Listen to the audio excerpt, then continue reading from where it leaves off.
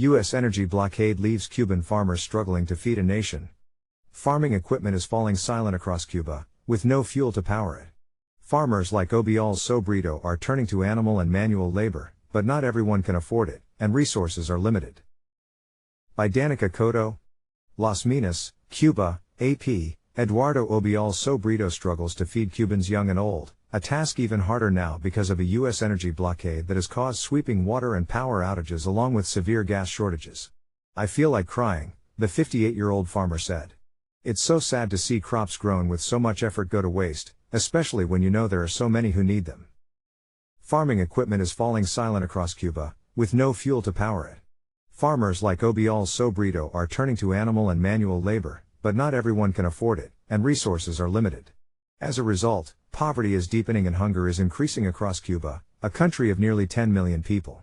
The quality and quantity of fruit and vegetables is diminishing, and prices are surging even further beyond the means of many across the island nation. While the Iran war pinches energy supplies around the world, Cuba is the rare place blaming the Trump administration's targeted actions instead.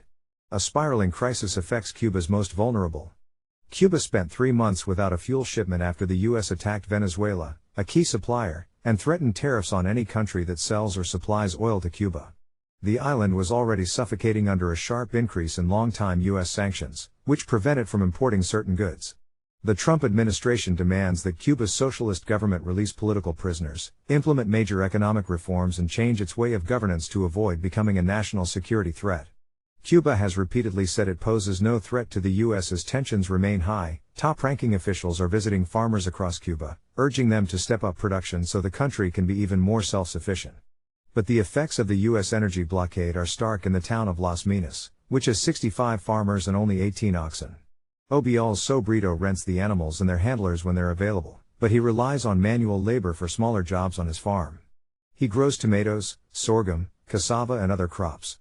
He also raises goats, whose milk is served at schools. He and others farmers are part of a network that supports Cuba's most vulnerable, including people in orphanages and nursing homes. Clearing his land once took 15 minutes with farm equipment. It now takes at least 3 days. January was the last time he received the usual monthly supply of gasoline from the government. "It has forced us to take other kinds of actions in order to survive," Obial's Sobrito said.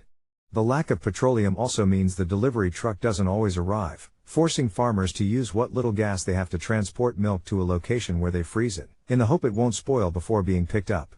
Power outages also prevent Obial's Sobrito from grinding food for his goats, which produce less milk because of insufficient nutrition.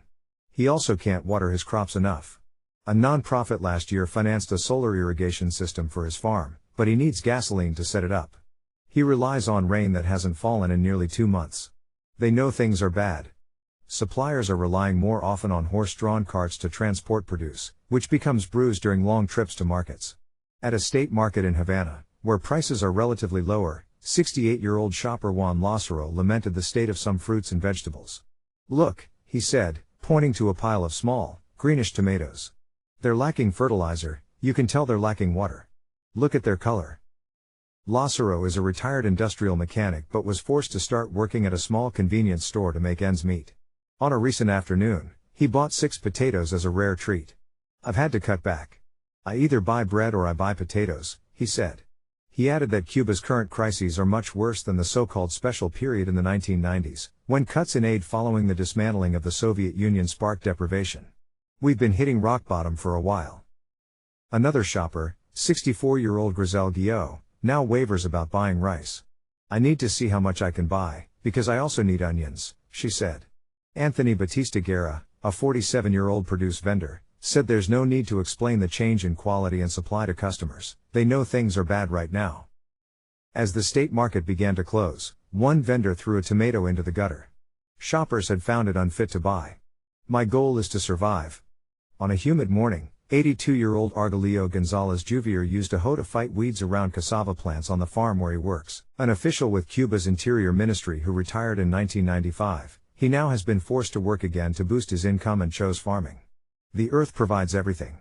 That's what we should focus on," he said. "We have no other alternative." He criticized the U.S. energy blockade, calling it a crime.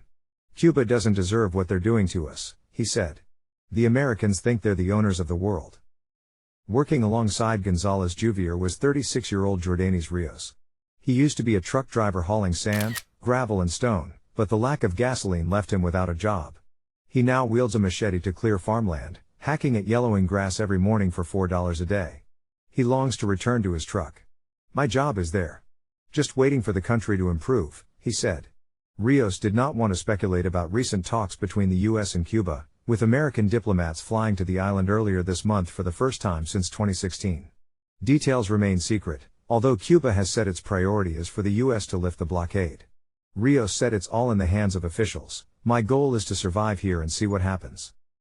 Follow AP's coverage of Latin America and the Caribbean at https://appnews.com/hub/Latin America. U.S. energy blockade leaves Cuban farmers